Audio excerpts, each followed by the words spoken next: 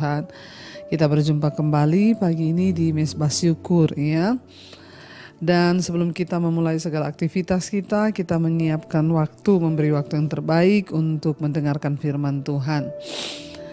Firman Tuhan hari ini terambil dari Injil Matius pasal yang ke-21, Injil Matius pasal 21 ayat yang ke-28 sampai dengan ayat yang ke-31 ya.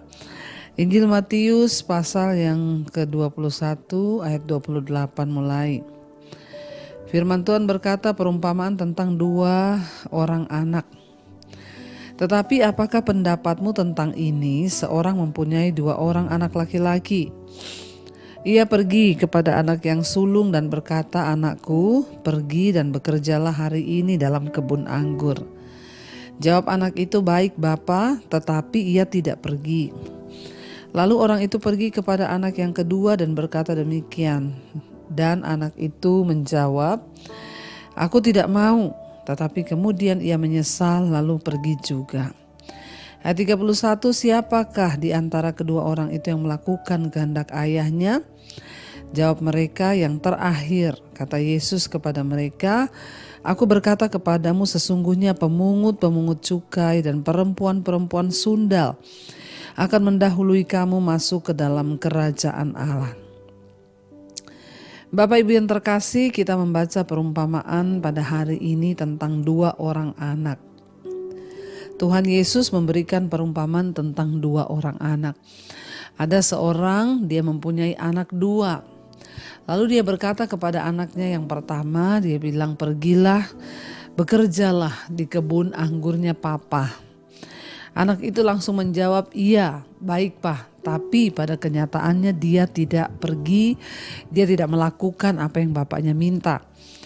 Sebaliknya bapaknya menyuruh anak yang kedua, dia berkata, "Pergilah bekerja di kebun anggurnya Papa." Anak itu berkata, "Aku tidak mau." Tapi kemudian anak itu menyesal, dia berpikir bahwa dia sudah salah, membantah bapaknya, tidak melakukan kehendak bapaknya, akhirnya dia pergi. Lalu Yesus bertanya kepada orang-orang di situ, kira-kira menurut kalian ya manakah di antara dua orang anak itu yang melakukan kehendak bapaknya? Ya, perumpamaan ini sangat keras sebenarnya bagi setiap kita.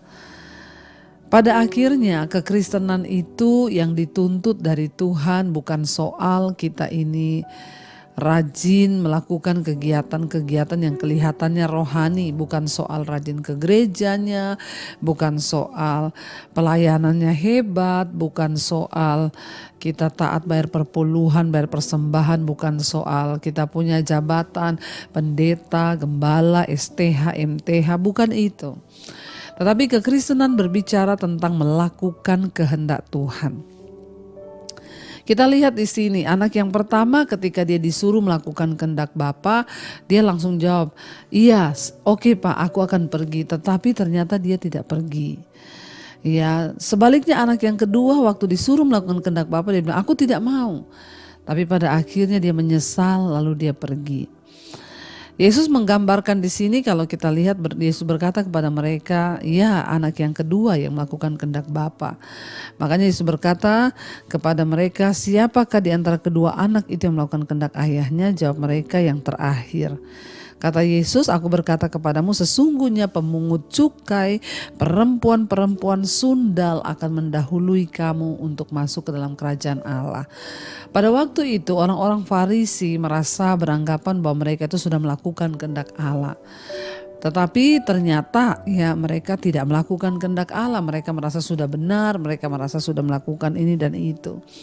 Sebaliknya orang-orang yang berdosa, pemungut cukai, perempuan sundal, mereka itu tadinya menolak Tuhan.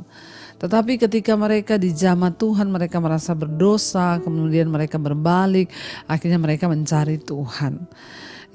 Dan pada akhirnya yang Tuhan mau dari kita itu adalah bagaimana kita melakukan kehendak Bapa. Sehebat apapun kita beragama, kalau kita tidak menjadi pelaku firman, itu kita sama dengan anak yang pertama, yang langsung berkata iya tapi kita tidak melakukan. Mungkin juga hari-hari ini ada di antara kita yang terpanggil untuk melayani. Iya, dan kita sudah berkata iya, tapi kita nggak pernah melakukan. Mari kita mulai introspeksi diri, apa yang sudah kita buat bagi Tuhan hari-hari ini. Apakah kita seperti anak yang pertama atau seperti anak yang kedua? Pada akhirnya ketika Tuhan datang, dia mencari orang-orang yang melakukan kehendak-Nya. Ketika hari ini Tuhan berkata kepada kita, lepaskan pengampunan misalnya, itu kehendak Bapa. Apakah kita berkata, ya Tuhan aku mau melepaskan pengampunan, tapi kita gak pernah lepas-lepas? Atau sebaliknya tadinya kita bilang, ya saya gak mau, tapi kemudian kita menyesal dan kita berkata, baik Tuhan.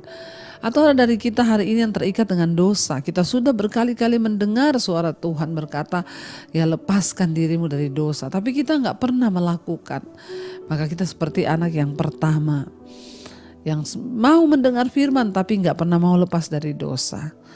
Bapak Ibu, Tuhan tuh melihat hati kita, Tuhan tuh melihat hidup kita. Mari hari-hari ini kita sungguh-sungguh mencari Tuhan. Mari hari-hari ini kita mau hidup menyenangkan hati Tuhan.